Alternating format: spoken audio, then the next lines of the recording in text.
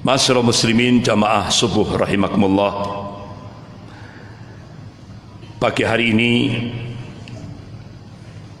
kita kembali membahas tentang masalah ummah, problematika umat kontemporer atau kekinian. Sebagaimana Rasulullah sallallahu alaihi wasallam mengingatkan pada umatnya, qala Rasulullah sallallahu alaihi wasallam, man asbaha bi amril mu'minin falaysa minni, rawahu Ahmad. Barang siapa yang bangun pagi hari dia tidak peduli terhadap problem-problem umat, Rasulullah menegaskan falaysa minni, mereka bukan golonganku. Alangkah ruginya kita hidup sekali di dunia ini tidak dimasukkan ke dalam golongan Rasulullah sallallahu alaihi wasallam. Oleh karena itu pagi ini kita mencoba untuk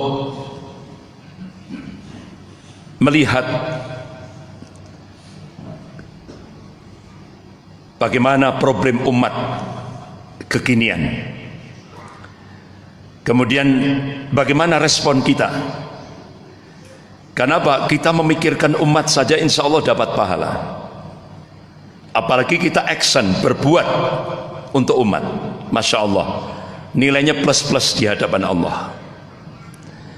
Jadi bapak-bapak, ibu-ibu yang dirahmati Allah, Rasulullah sallallahu alaihi wasallam dalam kitab Al-Bidayah wa Nihayah yang ditulis oleh Al-Imam Ibnu Katsir rahimahullah, dan itu bisa juga kita lihat dalam kitab Sahih Bukhari, Yaumil Isnin, hari Senin 12 Rabiul Awal, di penghujung waktu duha. Saat itu Rasulullah meletakkan kepala beliau di atas dada istrinya Aisyah radhiyallahu anha.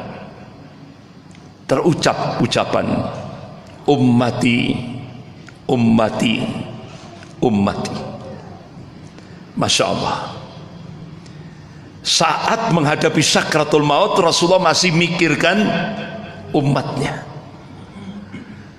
Oleh karena itu kita ittiba kepada Rasulullah sallallahu alaihi wasallam, karena kita diperintah oleh Allah Subhanahu wa taala untuk mutabba'ah, ittiba kepada Rasulnya. Sebagaimana Allah ingatkan dalam surah Al-Imran ayat 31 itu. A'udzubillahi minasyaitonir rajim. Qul in kuntum tuhibbunallaha fattabi'uni yuhibbukumullah wa yaghfir lakum dzunubakum wallahu ghafurur rahim.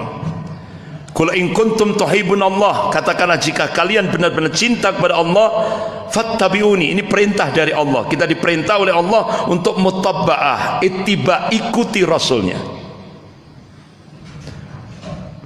Oleh karena itu Al-Imam Ibnu Katsir rahimahullah ketika beliau menafsirkan ayat ini, kalau ada orang mengaku cinta kepada Allah tapi dia tidak ittiba kepada Rasulnya, berarti cintanya bohong. Jadi konsekuensi kalau kita mengaku cinta kepada Allah, konsekuensinya kita disuruh untuk ittiba kepada Rasulullah sallallahu alaihi wasallam. Kalau itu sudah benar-benar kita apply-kan dalam hidup dan kehidupan ini, Allah berikan reward, hadiah, dan janji Allah pasti. Innallaha la yukhliful mi'ad, Allah tidak akan mengingkari janjinya. La tabdila li kalimatillah, tidak ada perubahan akan kalimah-kalimah Allah. Apa janji Allah? Yuhibbukumullah, Allah Subhanahu wa taala akan mencintai kita. Wa yaghfir lakum dzunubakum, dan Allah akan mengampuni dosa-dosa kita. Wallahu ghafurur rahim, dan Allah itu Maha Pengampun lagi Maha Penyayang. Bapak-bapak, ibu-ibu yang dirahmati Allah, pagi ini kita mencoba untuk memberikan empati pada saudara-saudara kita yang ada di Biladis Syam, yaitu salah satu dari negeri Syam adalah Palestina. Jadi Palestina, tema yang kita angkat pada pagi hari ini adalah Palestina memanggil kita. Karena sesama muslim, kata Rasulullah, kal jasadu wahid, bagaikan satu tubuh. Bapak-bapak, ibu yang dirahmati Allah, kalau kita berbicara tentang Palestina terkait dengan akidah, akidah itu tauqifiyah, sesuatu yang harus ditetapkan dengan dalil, yaitu Al-Quran dan As-Sunnah. Kalau kita lihat Palestina dalam perspektif akidah, Allah Subhanahu wa taala memberikan tanbih dalam surah Al-Isra ayat 1. A'udzubillahi minasyaitonir rajim. Subhanalladzi asra bi 'abdihi lailan minal masjidil haram ilal masjidil aqsa alladzi barakna haulahu linuriyahu min ayatina innahu was-samiul basir. Maha suci Allah yang telah memperjalankan hambanya, yaitu Rasulullah sallallahu alaihi wasallam, dari Masjidil Haram ke Masjidil Aqsa. Dari Masjidil Haram ke Masjidil Aqsa. Yang telah kami berkahi sekelilingnya, kata Allah, agar kami perlihatkan kepadanya sebagian tanda-tanda kebesaran kami, kata Allah. Dan sesungguhnya Allah maha mendengar lagi maha melihat. Peristiwa Isra wal Mi'raj ini terjadi pada tanggal 27 Rajab, yaitu tahun ke-10 kenabian Rasulullah sallallahu alaihi wasallam. Dan ini peristiwa besar. Bapak-bapak, ibu yang dirahmati Allah. Bahkan Rasulullah sallallahu alaihi wasallam juga mengingatkan pada umatnya, an Abdullah bin Amr radhiyallahu an qala Rasulullah sallallahu alaihi wasallam, inni ra'aitu ka'anna 'amudal kitab an tuji'a min tahti wisadati fa'atba'tuhu basari فإذا هو نور ساتع أمد إلى الشام ألا وإن الإيمان إذا وقعت الفتن بالشام. Rawahu Muslim. Dan kitab Sahih Targhib wa Tarhib nomor 3092. Jadi sesungguhnya aku, kata Rasulullah, melihat seakan-akan tonggak Alkitab tercabut dari bawah bantalku, kata Rasulullah. Aku mengikutinya dengan pandanganku, kata Rasulullah. Tiba-tiba terdapat cahaya yang terang benderang yang mengarah menuju Syam. Ala wa innal iman idza waqa'atil fitan bisyam. Ketahuilah, kata Rasulullah, ketahuilah sesungguhnya, kata Rasulullah, sesungguhnya al-iman, apabila fitnah akhir zaman ini sudah terjadi seluruh dunia, al-iman, barometer iman, tolok ukur iman ada di Syam, bukan di Mekah, bukan di Madinah. Jadi kalau sudah terjadi fitnah akhir zaman di seluruh dunia ini, termasuk di Jalan Mahakam, ya, itu seluruh dunia ini sudah menyebar meluas fitnah akhir zaman. Barometer iman itu, kata Rasulullah, berada di Syam. Bila di Syam, bukan di Mekah, bukan di Madinah. Ini yang ditegaskan oleh Rasulullah sallallahu alaihi wasallam. Karena memang bila di Syam dipersiapkan oleh Allah Subhanahu wa taala untuk menjadi bumi akhir zaman. Bila di Syam ini juga Allah dan Rasulnya mengabarkan, di sanalah pusat kesempurnaan Islam di akhir zaman, pusat kemenangan Islam di akhir zaman. Allah takdirkan di bumi Syam, bukan di Mekah, bukan di Madinah. Bapak-bapak, ibu yang dirahmati Allah, pasca perang salib episode yang kedua, bila di Syam, bumi Syam ini dibagi menjadi 4 negara. Karena bumi Syam pada saat perang salib episode yang kedua dijajah oleh 2 negara, Inggris dan Prancis. Jadi Inggris menjajah Palestina, Yordan. Prancis menjajah Suriah dan Lebanon. Sampai akhirnya perjanjian Sykes-Picot. Akhirnya bagi-bagi daerah jajahan. Sehingga akhirnya bumi Syam dibagi jadi 4 negara. Allah dan Rasulnya, Allah Subhanahu wa taala dan Rasulullah sallallahu alaihi wasallam mengabarkan tentang masa depan Palestina. Bapak-bapak, ibu yang dirahmati Allah, kenapa kok Palestina? Karena ini sudah ketetapan Allah dan Rasulnya, nggak bisa dirubah. Dan begitu saya melihat di lapangan, Masya Allah, ini hak Benar. Ketika saya mencoba ke Yordan, jauh, tidak bisa diharapkan. Hampir 1,5 bulan saya ke Suriah, juga tidak bisa diharapkan. Apalagi Lebanon. Apa yang ditetapkan oleh Allah dan Rasulnya ketika kita melihat di lapangan, Masya Allah, hak itu benar. Makanya Bapak Ibu kalau melihat bila di Syam, bumi Syam, jangan pakai kacamata manusia. Sedih kita, miris, sesak dada kita. Tapi lihatlah bumi Syam dengan kacamata iman. Kenapa? Allah tegaskan dalam surah Al-Imran ayat 140. A'udzubillahi minasyaitonir rajim.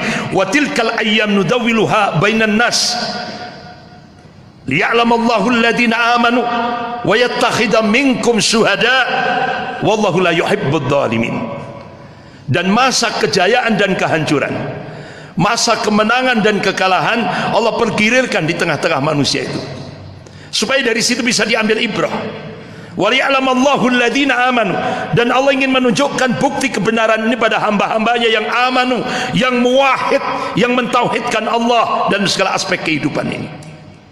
Wa yattakhidha minkum syuhada, dan Allah menjadikan sebagian orang-orang mukmin mati syahid, gugur sebagai syuhada.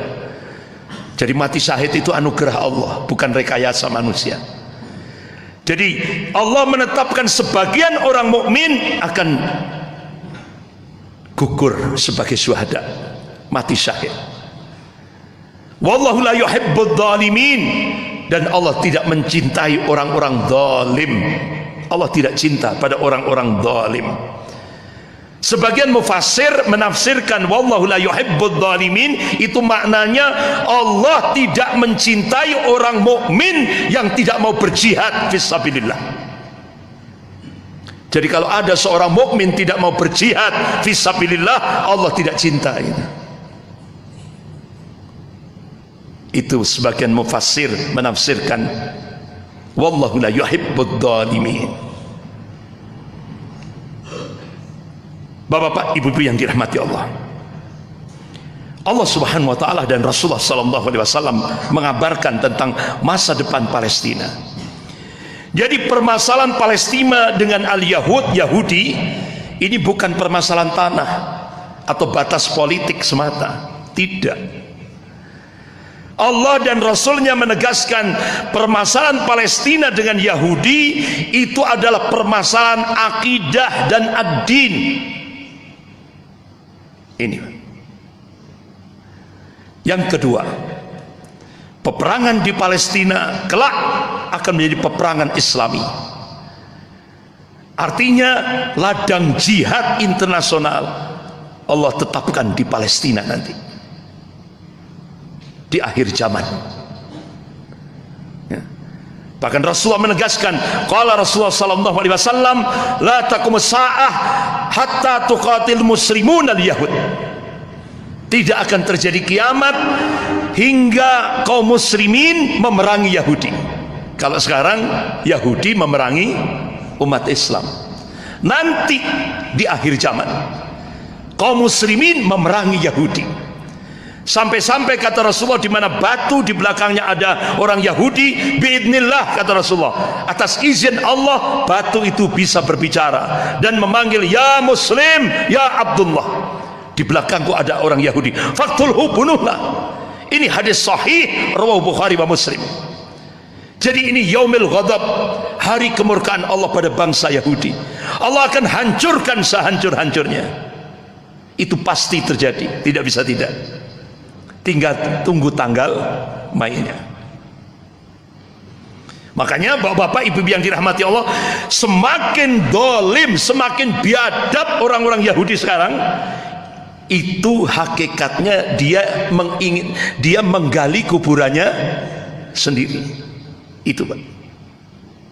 Makanya melihat bumi Syam jangan lihat pakai kacamata manusia. Sedih kita, miris, sesak dada kita.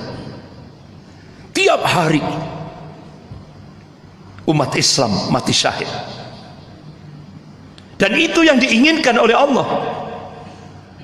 Semakin banyak kaum muslimin di bumi Syam yang gugur sebagai syuhada, semakin besar barokah keberkahan yang Allah berikan. Karena ini negeri yang disiapkan oleh Allah untuk menjadi negeri akhir zaman, pusat kemenangan Islam di akhir zaman bila di Syam. Poin yang ketiga, Allah Subhanahu wa taala dan Rasulnya mengabarkan masalah Palestina tidak akan dapat diselesaikan dengan jalur perdamaian. Ini fakta, Pak. Coba kita lihat berapa banyak resolusi PBB dengan jalur-jalur perdamaian. Banyak resolusi PBB diingkari terus oleh Israel, apalagi disupport oleh Amerika, negara-negara Eropa. Jadi umat Islam dikadali terus itu dengan jalur perdamaian itu. Oleh karena itu Allah dan Rasulnya menetapkan masalah Palestina, Allah berikan solusi, Rasulullah berikan solusi, yaitu dengan jihad dan qital, dengan jihad dan perang, tidak ada lain. Ini yang ditetapkan oleh Allah dan Rasulnya. Poin yang keempat, siapa yang menguasai dan membebaskan Palestina dan bumi Islam lainnya? Allah Subhanahu wa taala dan Rasulnya menegaskan mereka itulah At-Taifah Al-Mansurah, kelompok yang akan ditolong oleh Allah Subhanahu wa taala. Dan ini dikabarkan oleh Allah Subhanahu wa taala dalam surah Al-Isra ayat 7. Dan ini dikabarkan oleh Rasulullah sallallahu alaihi wasallam, bisa kita lihat dalam kitab Sahih Muslim bab Al-Fitan wa Asyaratus Sa'ah. Lengkap. Di mana Allah munculkan At-Taifah Al-Mansurah, yaitu di bilad Syam, bumi Syam. Tempat di bumi Syam kan 4. Mana tempatnya?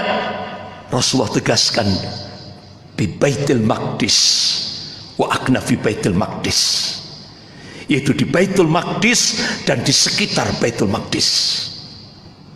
Berarti Palestina. Allah ingatkan dalam surah Al-Isra ayat 7. A'udzubillahi minasyaitonir rajim. Fa idza jaa wa'dul akhirah liyasu'u wujuhakum wa liyadkhulul masjid kama dakhaluhu awwal marrah wa liyutabbiru ma'alu tadbira.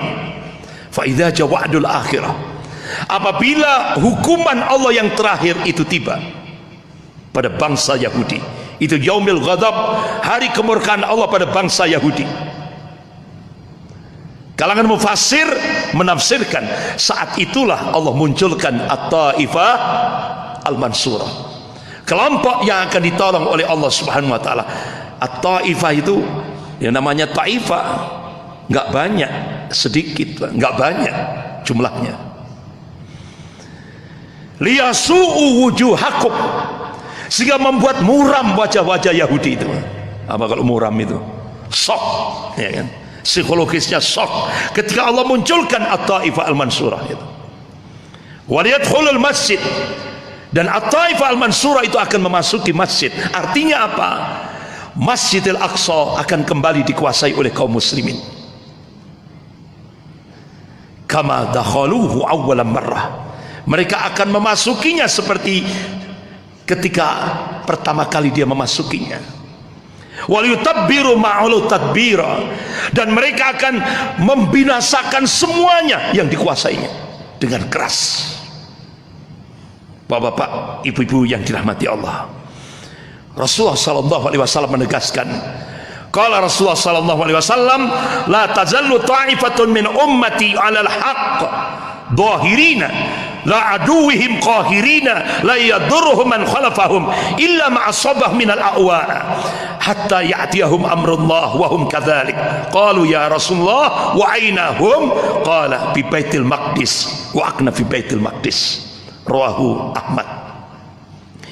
Jadi sekelompok umatku, jadi Allah Subhanahu wa taala akan memunculkan At-Taifah Al-Mansurah itu. Mereka dieksiskan oleh Allah di atas al-haq, kebenaran. Dan Rasulullah mengabarkan mereka akan mengalahkan musuh-musuhnya, sebagaimana Allah kabarkan dalam surah Al-Isra ayat 7 itu, ya. Dan mereka tidak merasa terganggu oleh orang-orang yang menghambat mereka, ya, menyelisihi mereka, merintangi mereka, kecuali sebagian kecil dari mihna, yaitu cobaan yang akan menimpa mereka. Hatta ya'tiyahum amrullah wa hum kadzalik, sampai datangnya keputusan Allah, mereka tetap dalam kondisi demikian. Artinya apa? Mereka tetap istiqamah. Qalu ya Rasulullah wa aina hum. Sahabat bertanya, ya Rasulullah, di mana posisi keberadaan mereka? Rasulullah mengabarkan, qala bi Baitul Maqdis wa akna bi Baitul Maqdis.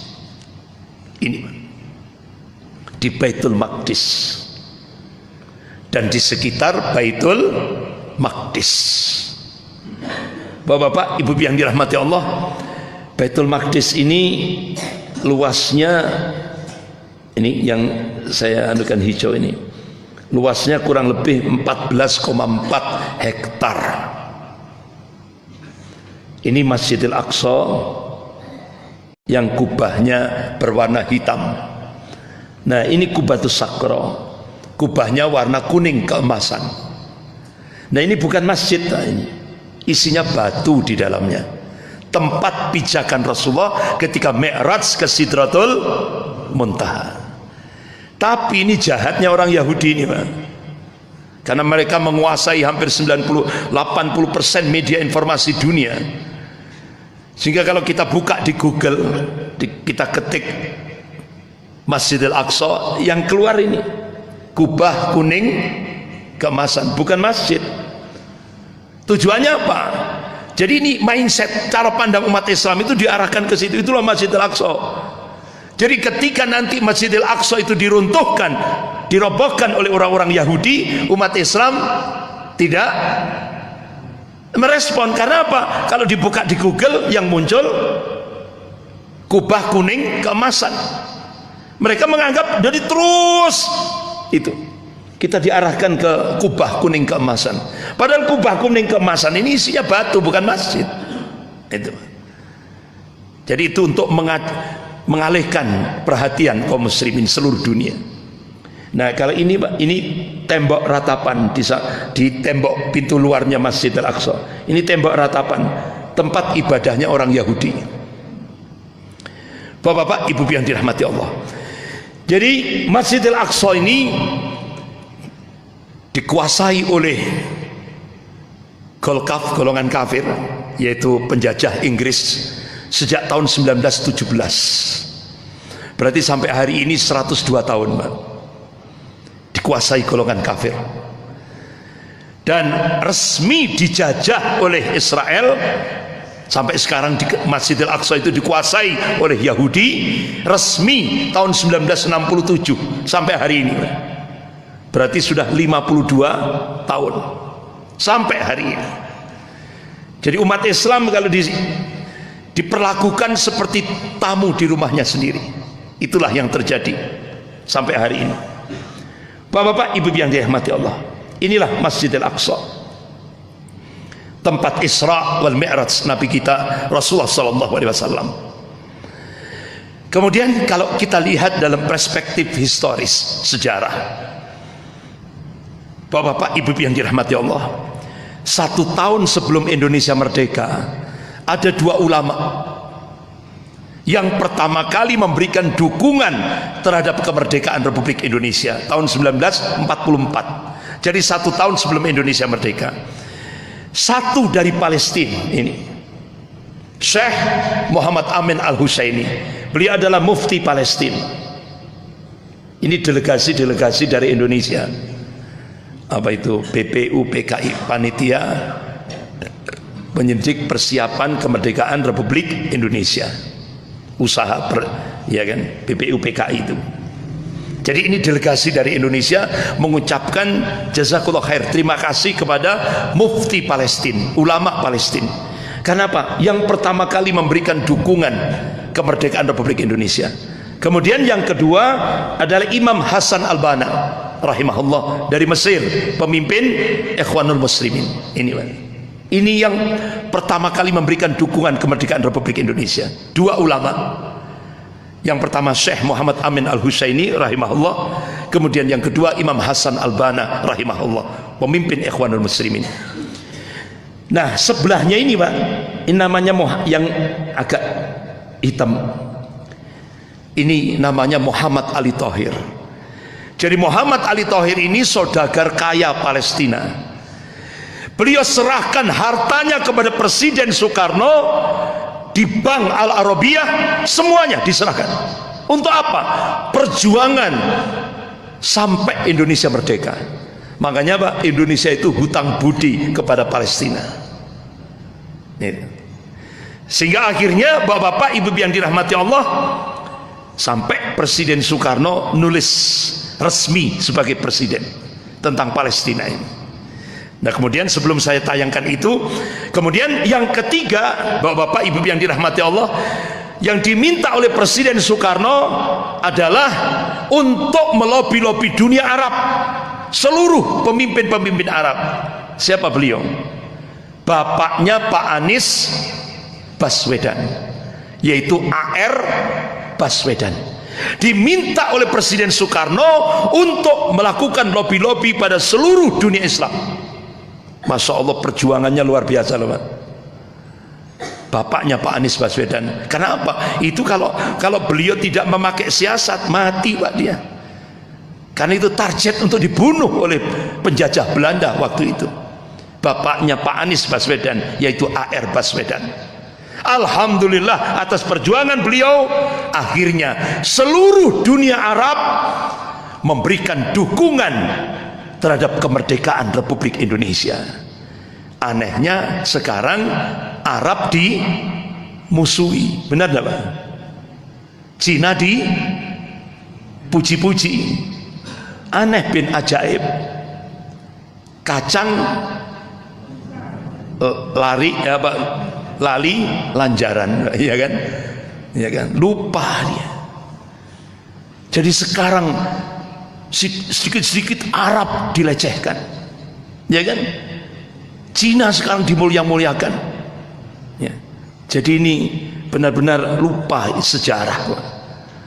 Bahkan ketika Presiden Soekarno membacakan teks proklamasi 17 Agustus 1945, itu rumahnya siapa? Itu rumahnya bapaknya Pak Yusuf Marta, yang sekarang ini ketua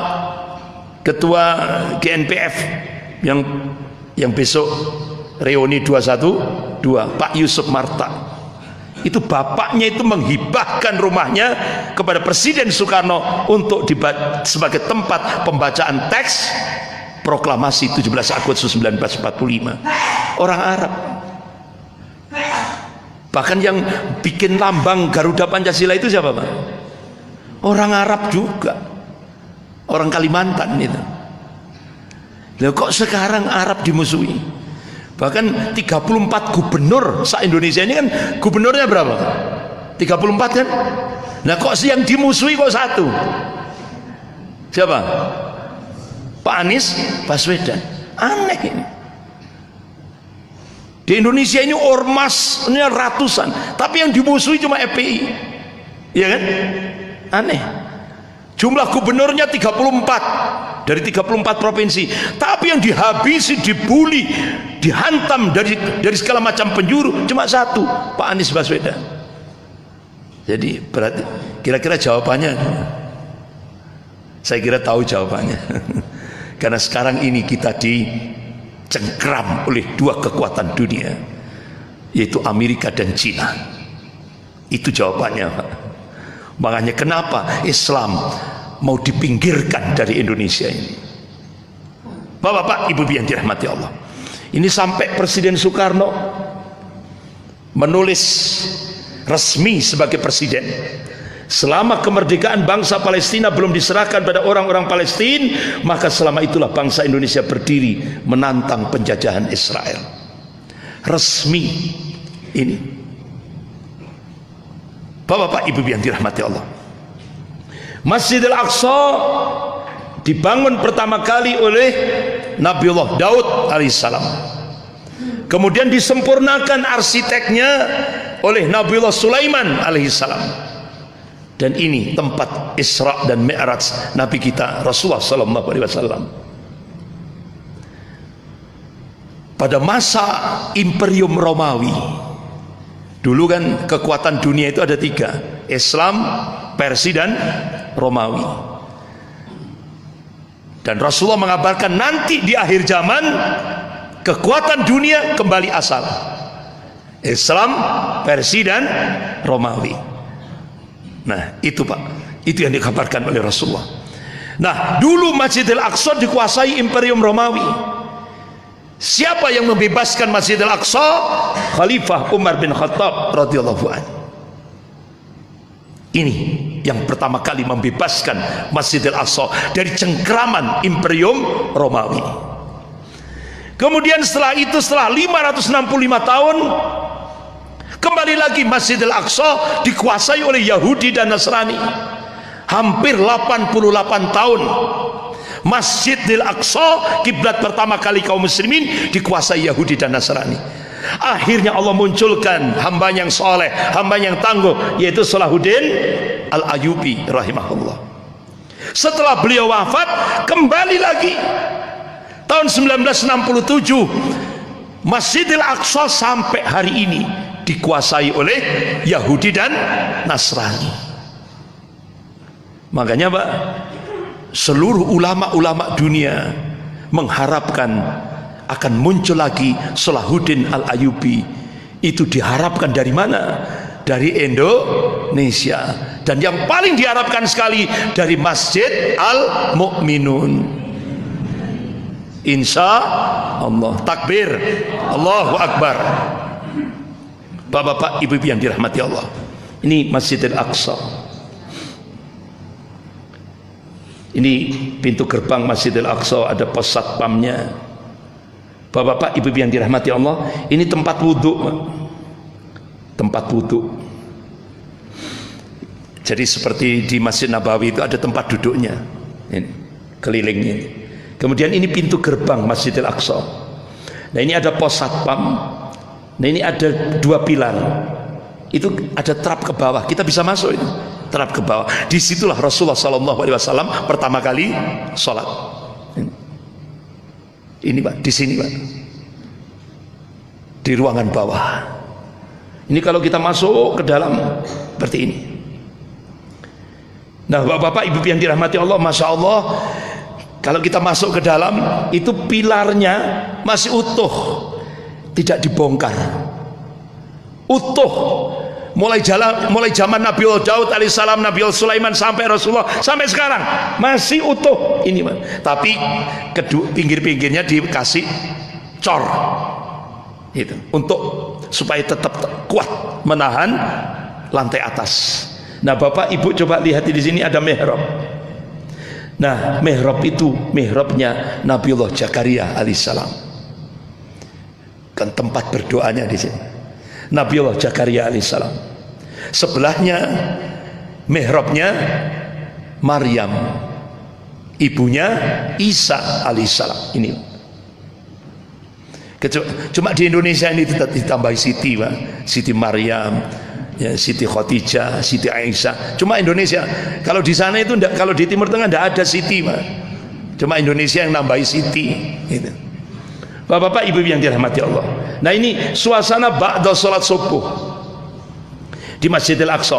Coba kalau di Masjid Al-Mu'minun ini ba'da salat subuh kita bisa taklim, bisa berzikir, ya kan?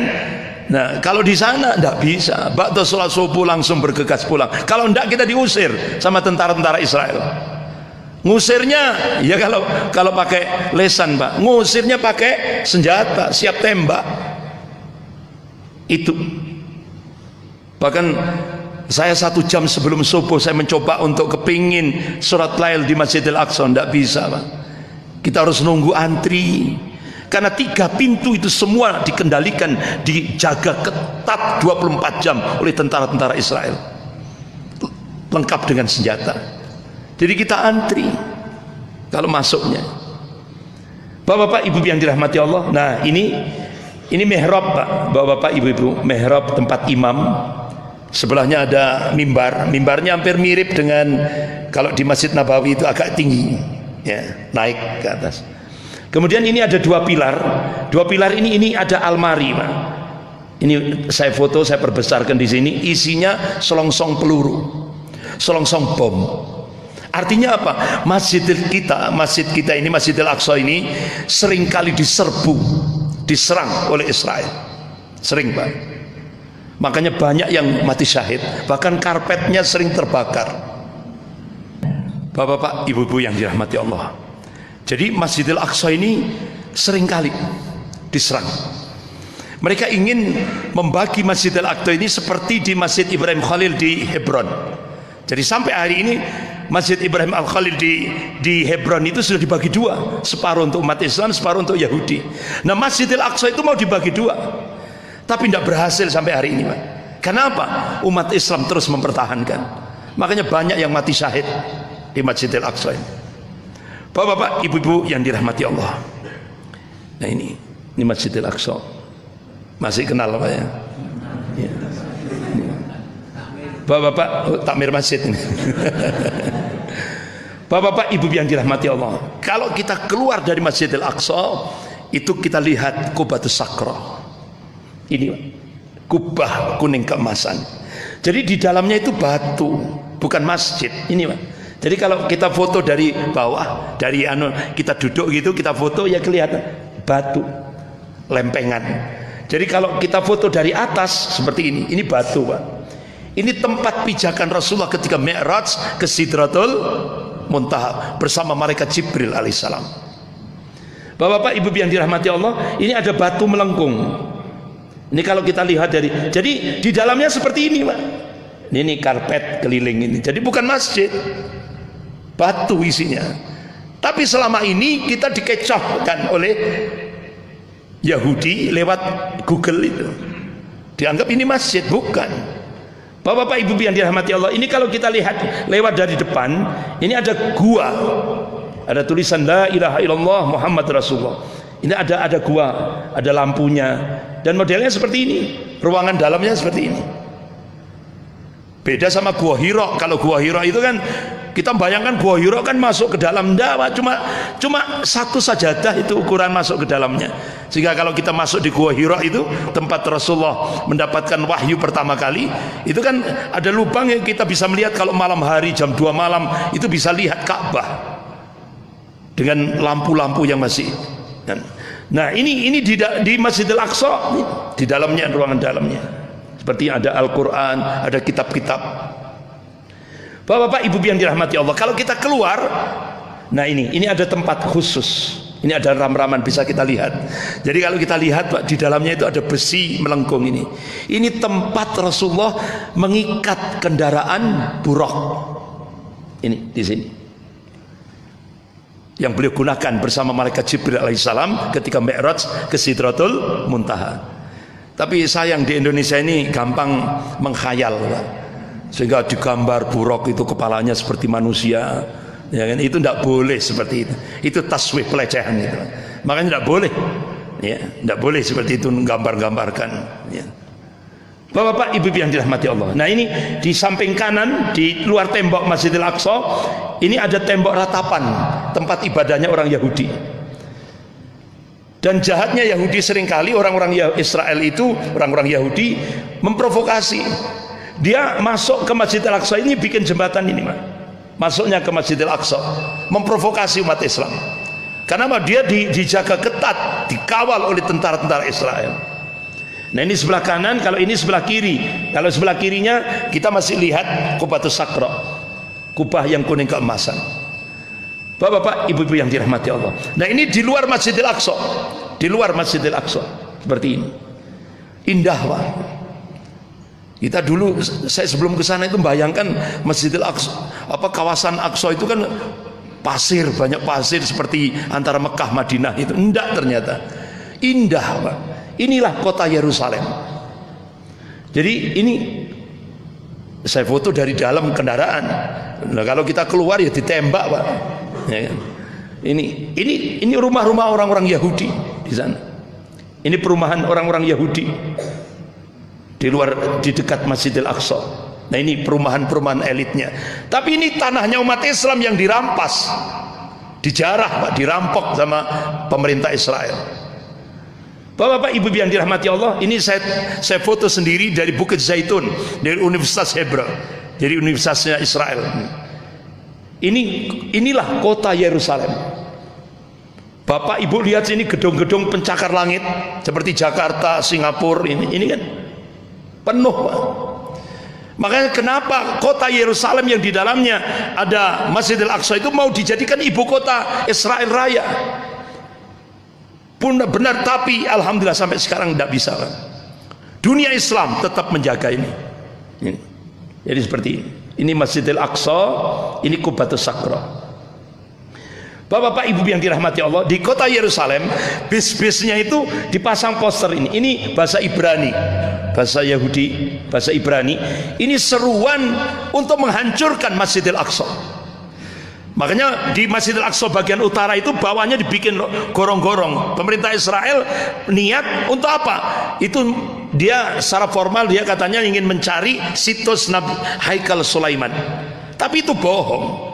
Tujuannya ingin menghancurkan, meruntuhkan Masjidil Aqsa. Jadi itu kalau terjadi gempa, masjid itu bisa runtuh, Pak.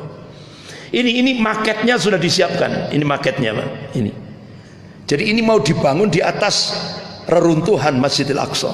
Makanya seluruh dunia Islam, termasuk tokoh-tokoh ulama di Indonesia yang diwakili oleh Profesor Din Samsudin, kalau Masjidil Aqsa diruntuhkan, itu seluruh dunia Islam, dan mungkin tidak menutup kemungkinan akan terjadi perang dunia ketiga. Itu sudah warning dari seluruh tokoh dunia Islam, termasuk Syekh Profesor Dr. Yusuf Qaradawi. Bapak-bapak ibu yang dirahmati Allah, seperti ini, Pak. Ini masjid bagian utara. Ini dibuat lorong-lorong seperti ini, gorong-gorong seperti ini, lorong-lorong. Sehingga akhirnya dampaknya ini terjadi keretakan di masjid bagian utara 7 meter, Pak. Ini retaknya ini. Nampak sekali keretakannya ini. 7 meter. Bapak-bapak ibu yang dirahmati Allah, kalau kita lihat 1946 ini Inggris, penjajah Inggris memberi hadiah kepada bangsa Yahudi untuk menempati tanah Palestina. Ini yang kuning ini, Pak. Yang kuning-kuning. 1 tahun terjadilah genocide, pemusnahan massal kaum muslimin. Umat Islam diusir. Sampai akhirnya tahun 48 Inggris, Prancis, Amerika, PBB melakukan kejahatan internasional. Apa? Mensahkan berdirilah negara Israel di atas tanah rampasan milik umat Islam. Ini jahatnya dunia internasional. Sehingga akhirnya tahun 1967 terjadilah pemusnahan massal kaum muslimin di Palestina ini. Miris, Pak, kita. Sampai akhirnya umat Islam tahun 2014 tinggal ini, yang hijau ini, inilah milik umat Islam. Gaza ini, Pak, Gaza kan di pinggiran laut ini, tepi laut. Nah ini, cuma ini. Di Gaza ini kurang lebih sekitar 2 juta penduduknya. Gaza Palestina. Nah, yang hijau muda inilah Masjidil Aqsa, Pak. Yang hijau agak muda itu. Ini warna hijau muda, ini Masjidil Aqsa. Bapak-bapak ibu yang dirahmati Allah, Gaza tadi itu Gaza. Bapak lihat kalau di samping ini ada penjara Lokwaru. Nah, penjara yang terbesar saat dunia ini Gaza itu, Pak. Jadi di tembok keliling sepanjang 709 kilo. Pondasinya 10 meter ke bawah, 10 meter ke atas seperti ini, Pak. Jadi penjara terbesar saat dunia itu Gaza Palestina itu. Jadi umat Islam kalau keluarnya harus lewat checkpoint. Bang, saya aja, Pak, masuk checkpoint 5 checkpoint itu mulai dari ujung kaki sampai ujung rambut saya itu dideteksi semuanya, Pak. Apalagi tas yang saya bawa itu pakai senjata itu. Jadi checkpointnya luar biasa ketatnya. 5 checkpoint. Bapak-bapak ibu yang dirahmati Allah, setelah di pagar keliling dibombardir, dibom selama 22 hari, sehingga jalur Gaza ini terkontaminasi deplet uranium selama 22 hari. Habis itu dibombardir lagi 2012. Bapak-bapak ibu yang dirahmati Allah, ribuan yang syahid, Pak. Tapi kita masih ingat, Pak, ketika Rasulullah berdoa, bapak-bapak ibu-ibu, ya Allah, jangan kau habiskan umatku dengan paceklik, dikabulkan sama Allah. Kemudian Rasulullah berdoa, ya Allah, jangan kau habiskan umatku atas musuh-musuhnya, dikabulkan oleh Allah. Ribuan yang syahid, Masya Allah. Allah lahirkan 3.000 bayi, Pak. Jadi satu ibu itu bisa melahirkan kembar 5, 6, Masya Allah. Jadi Allah tunjukkan bukti kekuasaannya di Palestina ini. 2012 dibombardir. Kemudian 2014 dibombardir lagi. Masya Allah, Pak. Makanya bapak-bapak ibu yang dirahmati Allah, orang-orang Palestina itu kalau sudah dibombardir itu, bapak-bapak ibu yang dirahmati Allah, siapa hari ini yang diberi anugerah oleh Allah untuk mati syahid? Jadi benar-benar menyongsong kemuliaan di sisi Allah. Nah ini, bapak-bapak ibu yang dirahmati Allah, ini beberapa korban ketika bombardir bulan Ramadan selama 50 hari.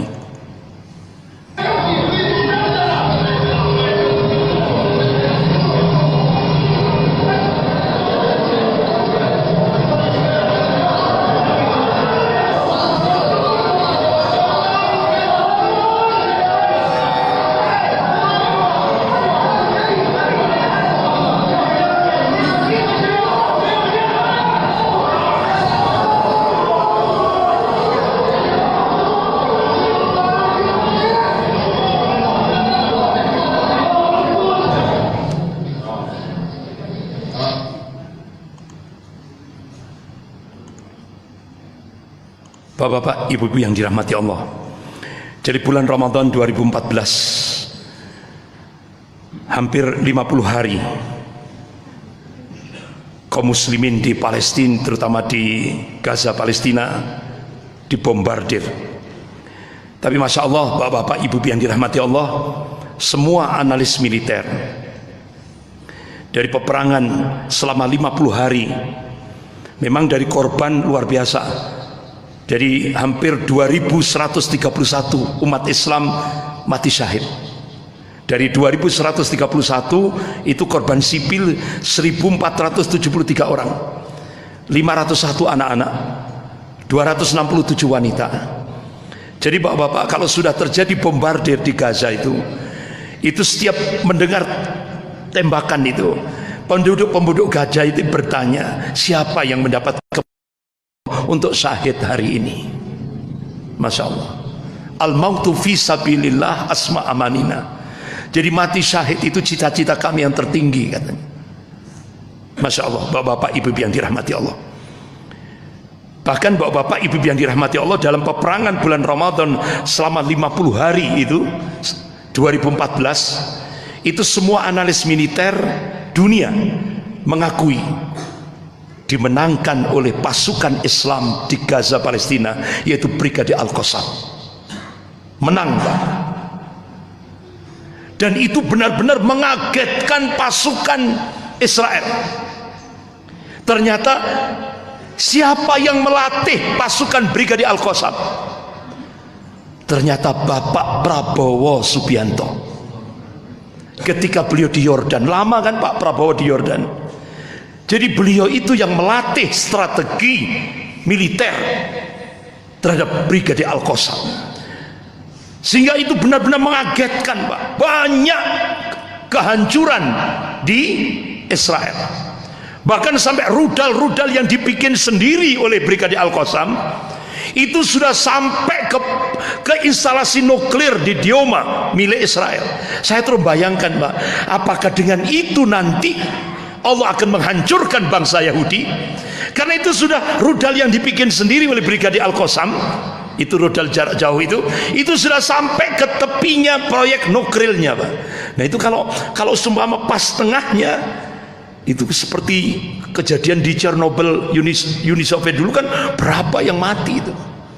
Apakah dengan itu Allah, wallahu a'lam, hanya Allah yang tahu itu. Jadi ternyata, Pak, yang melatih strategi militer itu adalah Bapak Prabowo Subianto, dan itu tidak pernah diekspos. Apalagi Jawa Pos tidak pernah diekspos, Pak. Gitu. Bapak-bapak ibu yang dirahmati Allah. Jadi bapak-bapak ibu yang dirahmati Allah, banyak korban berjatuhan terutama anak-anak. Dan banyak ketika terjadi bulan Ramadan 2014 itu banyak krisis obat-obatan. Nah, bapak-bapak ibu yang dirahmati Allah, banyak korban anak-anak. Masya Allah, Pak, anak-anak yang sudah hancur kena bom ini. Jadi dokter-dokter di rumah sakit Gaza City itu berusaha untuk menyelamatkan nyawanya ini, Pak. Contoh ini anak sudah hancur, tangannya putus, tapi dokter berusaha menyelamatkan nyawanya, berjuang gitu. Bapak-bapak ibu yang dirahmati Allah, akhirnya bulan Ramadan kita keliling di Malang Raya ini, dari masjid antar masjid-masjid. Alhamdulillah kita mengumpulkan dana waktu itu hampir 250 juta. Alhamdulillah terkumpul. Habis itu saya ditelepon oleh pengusaha emas di Pamekasan, Madura. Alhamdulillah saya datangi rumahnya. Ustadz Andri, sudah kumpul berapa? 250 juta, Pak. Sudah tak genepi 250 juta. Jadi 500 juta alhamdulillah langsung kita kirim ke Gaza. Bapak-bapak ibu yang dirahmati Allah, dari uang 500 juta itu kita dolarkan 41.600 US dollar, itu kita berikan obat-obatan untuk rumah sakit Gaza City. Kemudian rumah sakit swasta di Gaza bagian utara di Jabalia Medical Center ini. Kemudian bapak-bapak uang 500 juta itu juga kita arikan ke pos, yaitu kita kasih 126 anak-anak yatim dan janda syuhada. Masing-masing kita kasih 100 US dollar. Kemudian kita renovasi 4 masjid yang hancur, terutama bapak-bapak di kawasan Khan Yunis, Gaza bagian selatan. Hancur, tidak ada masjid sama sekali. Alhamdulillah kita bangun masjid semi permanen. Jadi semi permanen itu 1 meter batako, kemudian atasnya tenda. Jadi tendanya itu kalau hujan tidak kehujanan, seperti di itu Bapak kalau lihat di Bandara Jeddah itu kan ada kain, ya kan? Jadi tendanya seperti itu. Jadi enggak kehujanan, enggak kepanasan. Jadi kita berikan itu. Kemudian kita berikan juga, kita fokuskan juga untuk mujahidin-mujahidin yang ada di Gaza Palestina. Karena apa? Saya didapat titipan amanah dari beberapa jamaah itu, Ustadz ini khusus untuk mujahidin. Ya sudah, kita sampaikan.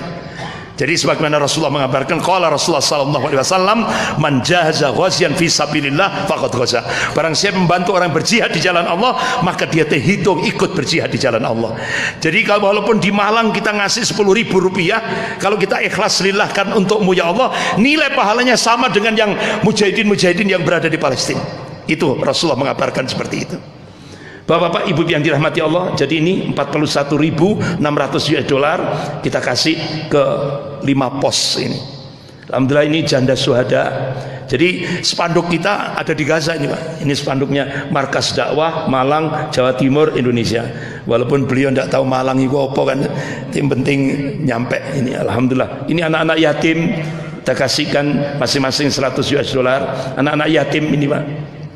Kemudian masjid ini masjid yang kita bangun alhamdulillah di kawasan Khan Yunis, Gaza bagian selatan. Dan alhamdulillah kita melakukan telekonferensi dari Gaza ke pondok kita di Karangploso, yaitu pondok pesantren Tahfidzul Quran Al Firqatun Najiyah. Jadi kita langsung telekonferensi, Pak. Jadi ini siaran ulang, Pak, ya. Siaran ulang. Assalamualaikum warahmatullahi wabarakatuh. Para ikhwan yang insyaallah dirahmati oleh Allah Subhanahu wa taala. Saat ini saya sedang berada di depan sebuah masjid dan telah hancur, yaitu Masjid Al-Imam Malik di wilayah Khan Yunis, Zanna, Gaza bagian selatan. Dan alhamdulillah donasi dari para jamaah Markas Dakwah Indonesia sebagiannya telah kami salurkan atau kami serahkan kepada pihak Masjid Al-Imam Malik di Zanna, Khan Yunis bagian Gaza bagian selatan. Dan tentunya donasi ini akan dipergunakan untuk membangun masjid sederhana, masjid darurat di tempat yang berbeda. Dan insya Allah sebentar lagi saya akan mengajak para jemaah untuk melihat langsung bagaimana warga atau imam yang ada di masjid telah merealisasikan untuk membangun sebuah masjid sederhana dan masjid darurat. Tentunya masjid ini donasi dari Markas Dakwah Indonesia, dan tentunya warga Gaza bagian selatan di bagian wilayah Azan, mereka mengucapkan terima kasih atas doa dan dukungan untuk membangun kembali masjid darurat dan masjid sederhana ini. Dari saya Abdillah Oni mengucapkan terima kasih kepada para ikhwan yang berasal dari Markas Dakwah Indonesia. Saat ini saya sedang berada di depan masjid sederhana dan darurat, di mana masjid ini adalah hasil dari donasi dari para ikhwan yang ada di mana atau muslim Indonesia. Saya ingin mengajak kepada pemirsa untuk melihat langsung bagaimana masjid yang telah kami realisasikan, dan insya Allah masjid ini akan di-iftitah atau pembukaannya pada hari Jumat besok lusa, dan insya Allah kami pun akan hadir di tempat pembukaan masjid ini. Dan tentunya sangat bermanfaat sekali masjid ini. Kenapa di wilayah ini hanya terdapat satu masjid, yaitu Masjid Imam Al-Malik, dan masjid ini pun sudah dihancurkan oleh Zionis Israel. Saat ini alhamdulillah masjid yang donasi dari muslim yang ada di Indonesia atau dari ikhwan-ikhwan di Markas Dakwah Indonesia telah kami realisasikan dalam bentuk masjid sederhana dan masjid darurat yang akan dimanfaatkan oleh warga Hazana di Gaza bagian selatan atau di wilayah Indonesia. Dan saya pun ingin mengajak kepada para ikhwan untuk melihat langsung bagaimana isi dari masjid ini. Mari silakan. Ya Muhammad.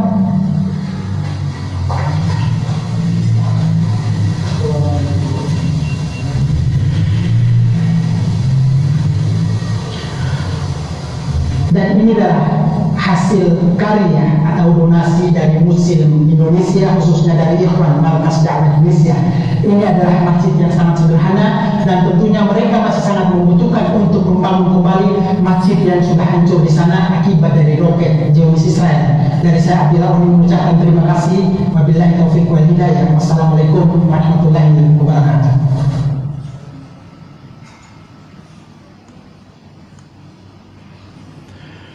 Bapak-bapak, ibu-ibu yang dirahmati Allah, ini obat-obatan yang kita berikan di rumah sakit untuk rumah sakit Gaza City, kemudian obat-obatan juga untuk rumah sakit swasta di Jabalia Medical Center. Kemudian bapak-bapak, ibu-ibu yang dirahmati Allah, saya di WhatsApp oleh Ustadz Abdullah Onim langsung dari Gaza. Beliau menyampaikan, Ustadz, ini anak-anak yatim sama janda-janda syuhada akan memasuki musim dingin ini benar-benar emergency. Jadi ini perlu bantuan dari Indonesia. Akhirnya dari beberapa majelis taklim yang saya isi di Malang ini, saya coba ibu-ibu, ayo kita kumpulkan. Alhamdulillah, karena waktunya singkat, Pak. Jadi enggak banyak.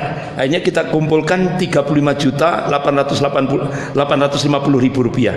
Ini bulan Desember, 25 Desember 2014 waktu itu. Alhamdulillah kita belikan sembako. Ini sembakonya. Jadi ini simbolis, Pak. Ini selimut untuk anak-anak yatim dan janda syuhada. Kemudian tanggal 6 Agustus 2016 saya dapat WhatsApp lagi dari Ustadz Abdullah Onim langsung dari Gaza. Beliau menyatakan, Ustadz, ini kasihan, ini janda-janda syuhada, anak-anak yatim. Jadi dalam kondisi peperangan seperti itu, cobalah dari Indonesia kita anukan. Alhamdulillah Bapak-bapak, kita coba kita distribusikan dari Malang. Distribusi donasi tahap ketiga 170 juta kita kirim. Kemudian distribusi donasi tahap keempat 70 juta. Jadi kita kerangan dari Malang Raya saja, dari Malang Raya, masjid-masjid, kemudian majelis taklim ibu-ibu itu kita kirim. Jadi ini simbolis, Pak. Ini 6 ibu janda syuhada kita kasih. Makanya ini spanduknya Markas Dakwah Malang Jawa Timur Indonesia Solidaritas untuk Gaza Palestina, hadiah dari Muslim Malang. Jadi ini hadiah dari Muslimin Malang untuk anak-anak yatim dan janda syuhada. Ini, Pak. Ini anak-anak yatim, ini ucapan terima kasih langsung dari Gaza Palestina. Alhamdulillah sempat itu videonya juga sempat jadi viral. Jadi senangnya bukan main, anak-anak yatim mendapatkan hadiah dari Malang, Pak. Alhamdulillah ini. Kemudian Bapak-bapak, sampai 6 Desember 2017 kembali kita dikagetkan oleh pernyataan Presiden Amerika Donald Trump menjadikan kota Yerusalem sebagai ibu kota Israel. Langsung, Pak, ada hikmah. Begitu Donald Trump mendeklarasikan kota Yerusalem sebagai ibu kota Israel, langsung seluruh dunia Islam bersatu. Alhamdulillah Syekh Profesor Dr. Yusuf Qaradawi langsung menyerukan jihad internasional untuk membebaskan Palestina. Bahkan sampai beliau dalam pidato beliau itu, walaupun dengan kursi roda, kalaupun nanti Al-Quds itu dikuasai oleh Yahudi, beliau akan tampil berada di garda terdepan, walaupun resikonya beliau kena rudal sehingga kepala putus dari badannya. Itu beliau, saya akan banggakan di hadapan Allah dengan mati syahid itu. Itu seruan Syekh Profesor Dr. Yusuf Qaradawi. Kemudian Allah munculkan Presiden Turki Tayyip Erdogan. Beliau langsung memberikan konferensi pers. Jadi Palestina adalah korban, ya kan? Palestina adalah korban yang tidak berdosa, sedangkan Israel adalah negara teroris. Jadi bapak-bapak, ibu-ibu, satu-satunya pemimpin dunia Islam yang berani menyatakan Israel teroris itu cuma Presiden Turki Tayyip Erdogan. Bapak-bapak, ibu-ibu yang dirahmati Allah, akhirnya seluruh dunia Islam kumpul, difasilitasi oleh Presiden Turki Tayyip Erdogan, yaitu di Istanbul, Turki. Alhamdulillah, pas voting di Majelis Umum PBB, usaha Presiden Turki Tayyip Erdogan berhasil, Pak. Alhamdulillah, 128 negara menolak deklarasi Presiden Amerika Donald Trump. 9 negara mendukung.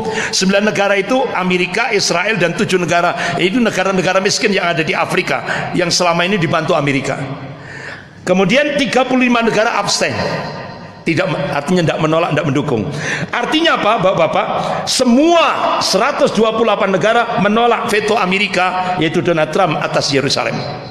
Jadi artinya saat itulah Amerika tidak lagi menjadi negara adikuasa.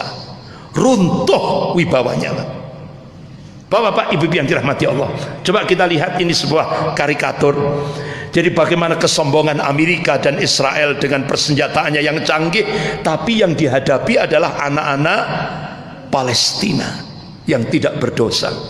Sehingga bapak-bapak, ibu yang dirahmati Allah, sejak awal tahun 2019 hampir 745 anak-anak Palestina ditangkap, ditembak, dianiaya, didolimi, diseksa, dijebloskan ke penjara-penjara Israel. 745 sejak awal 2019 kemarin. Sejak Januari 2019 745 anak-anak, bahkan bayi ditembak langsung, Pak. Ini, Pak. Kenapa kok anak-anak yang dijadikan target? Karena tentara Israel itu paham betul anak-anak inilah yang nanti akan membebaskan Masjidil Aqsa. Ini loh, Pak. Anak-anak, Pak, coba, anak-anak dihadapi oleh tentara yang bawa senjata, ditangkap. Coba ini, Pak, ini anak kecil, ini berapa ini, 4 tentara pakai senjata. Bahkan Bapak Ibu lihat, ini sempat jadi viral di dunia internasional. Satu anak Palestina dihadapi 15 tentara militer Israel dengan senjata lengkap. Ini ketidakadilan global, Pak. Coba, Pak, ini gadis kecil, Pak, dia hanya bersenjatakan batu untuk menghadapi tentara Israel dengan tembakan. Jadi ditembus dadanya dengan tembakan. Syahid, Pak, insya Allah. Ini Muhammad Abu Khadir ditangkap, dibakar hidup-hidup, Pak. Ini coba, ini benar-benar mengharukan sekali. Kakaknya dia bawa bendera Palestina, kemudian adiknya yang masih kecil, Pak, dia masih nyedot susunya itu, ya kan, dia menyedot susu. Artinya apa? Dia mengerti arti sebuah kehormatan Al-Quds, Masjidil Aqsa.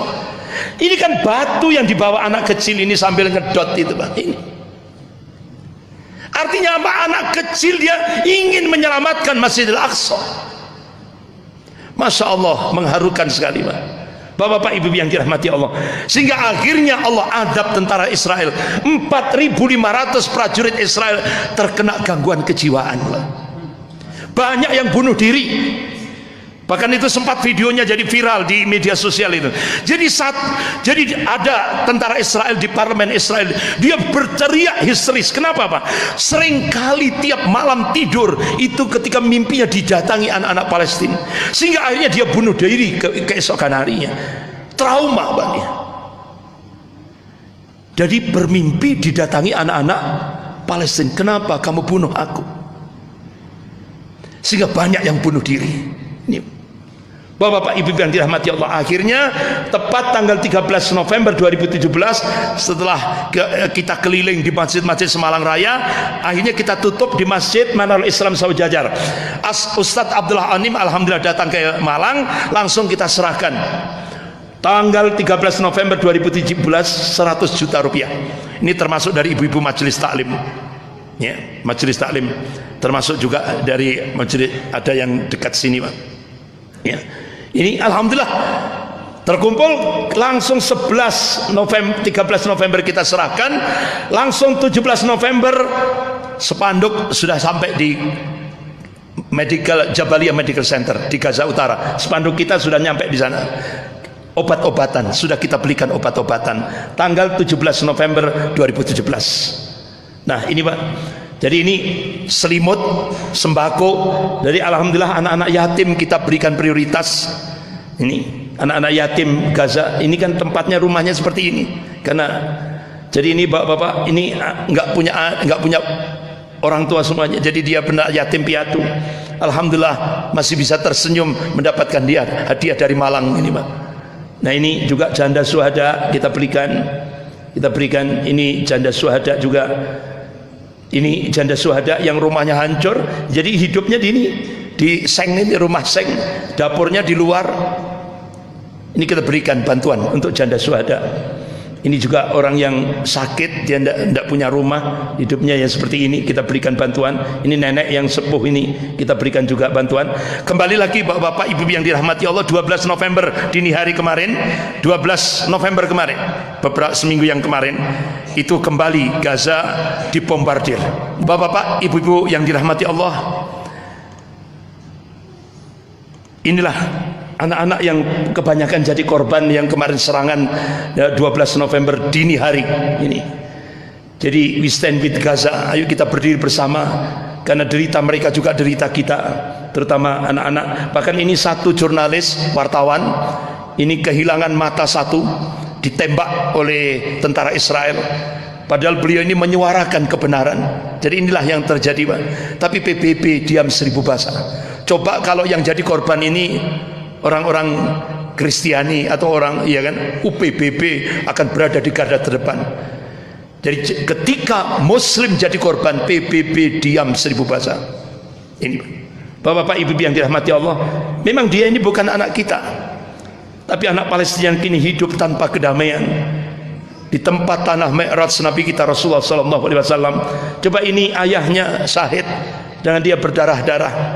Dan ini, Pak, ini bayi yang hidup, Masya Allah, rumahnya hancur dibom, ayah, ibunya, semua saudaranya mati syahid. Nah, bayi ini Allah tunjukkan kekuasaannya, dan mudah-mudahan ini ya disiapkan oleh Allah untuk menjadi mujahid yang akan membebaskan Masjidil Aqsa. Ini, Pak, bayi ini sampai hari ini masih hidup, alhamdulillah. Jadi ini kekuasaan Allah Subhanahu wa taala. Bapak-bapak, inilah anak-anak, gambaran anak-anak ketika kejadian kemarin 12 November. Masya Allah, ini sempat jadi viral di media sosial. Walaupun rumahnya dibombardir, Masya Allah, dia tetap memegang buku-bukunya. Jadi dia ingin belajar Islam ini. Ini belajar, jangan sampai dia tidak belajar. Masya Allah, inilah Bapak Ibu yang dirahmati Allah. Alhamdulillah, sampai tadi malam terkumpul dana 92.746.000 rupiah. Jadi dari Majelis Taklim Nurul Ilmi Bangil Pasuruan, ini dari hamba Allah Majelis Taklim Nurul Ilmi Bangil Pasuruan, dari Majelis Taklim Al-Madani Masjid Baitur Rahmah Danau Singkarak, kemudian dari Jamiatul Mahad hamba Allah, ada juga dari Pak Khairifia Bank BCA, kemudian dari ibu-ibu Masjid Al-Ikhlas Jalan Raya Rangsep, kemudian dari jamaah Ibu An-Nikmah Masjid Ki Ageng Gripik, Majelis Taklim Nurul Ilmi Bangil. Jadi hari Rabu kemarin, saya diminta untuk menyampaikan ini, dan alhamdulillah terkumpul spontanitas dari Majelis Taklim Nurul Ilmi Bangil Pasuruan 24.400.000 rupiah. Dan kemudian ada hamba Allah juga 5 juta. Kemudian jamaah ibu-ibu Masjid Nurul Islam BCT Bukit Cemara 7 depannya Unmuh Unisat Muhammadiyah itu terkumpul 8 juta. Kemudian ada yang via Bank BCA Bu Rukiati Juremi Jamiatul Mahad. Ada juga dari Masjid Muhammad Sobri, ada Buring. Kemudian dari keluarga Bani Syekh Ali Ki Ageng Gripik. Kemudian jamaah Masjid Ahmad Yani yang hari Jumat lalu ada spontanitas saja 1.852.000. Terus jamaah Masjid Ar-Rahman ketika saya ngasih kuliah subuh spontanitas kuliah subuh beberapa waktu yang kemarin hari Sabtu subuh 2.294. Jadi terkumpul sampai hari ini 92.746.000 rupiah. Insya Allah saya tutup Senin kedua bulan Desember, yaitu di Masjid Manarul Islam Sawajajar. Kita tutup dan segera kita sampaikan langsung ke Gaza Palestina. Bapak-bapak, ibu-ibu yang dirahmati Allah, kalaupun kita tidak mampu dengan mal-mal kita, ayo boikot produk-produk Yahudi. Ini sebuah keberpihakan terhadap saudara kita di Palestina. Kalau kita nggak mampu dengan menyerahkan mal, ayo boikot, jangan beli produk-produk Yahudi. Ini Danone itu kan Aqua, Fit, atau apa itu, minuman yang Danone itu ada itu di samping Aqua, Fit. Ya, Coca-Cola, Pepsi dan sebagainya, ini banyak, Pepsi, Nestle dan sebagainya, ini produk-produk Yahudi yang ada di Indonesia dan yang ada di Malang. Ini Pizza Hut, ya kan? Pizza Hut. Saya kadang-kadang kalau lewat Royal ATK itu Pak, kalau sudah berhenti di lampu lalu lintas, saya kadang-kadang nengok ke kanan itu kan ada Pizza Hut. Keluarga Muslim, jadi saya miris, kadang-kadang miris nangis Pak. Ya Allah, kok keluarga Muslim beli Pizza Hut di situ? Itu perusahaan Yahudi Pak. Cobalah berhentilah, boykot, berhentilah, tahan, cari alternatif yang lain. McDonald, Kentucky Fried Chicken dan sebagainya. Cobalah berhenti, boikot produk-produk Yahudi. Karena ini seruan ulama dunia Pak. Lembaga-lembaga dunia Islam, ayo mengeluarkan fatwa boikot produk-produk Yahudi. Bapak-bapak, ibu-ibu yang dirahmati Allah, jadi ayo, kalaupun tidak mampu dengan harta-harta kita, terakhir sudah doa, sisipkan dengan doa-doa kita. Jadi kalau kita tidak mampu dengan harta-harta kita, boikot produk Yahudi. Kalau dengan boikot kita tidak juga, ayo doa, sisipkan dengan doa-doa kita. Insya Allah itu mudah-mudahan jadi amal-amal soleh kita semuanya. Bapak-bapak, ibu-ibu yang dirahmati Allah, saya mohon maaf agak panjang. Sekali lagi saya mohon maaf yang sebesar-besarnya. Kita akhiri dengan doa kafarat majelis. Astagfirullahaladzim. Subhanakallahumma wa bihamdik. Asyhadu an la ilaha illa anta astaghfiruka wa atubu ilaik. Wabillahi taufiq wal hidayah. Wassalamualaikum warahmatullahi wabarakatuh.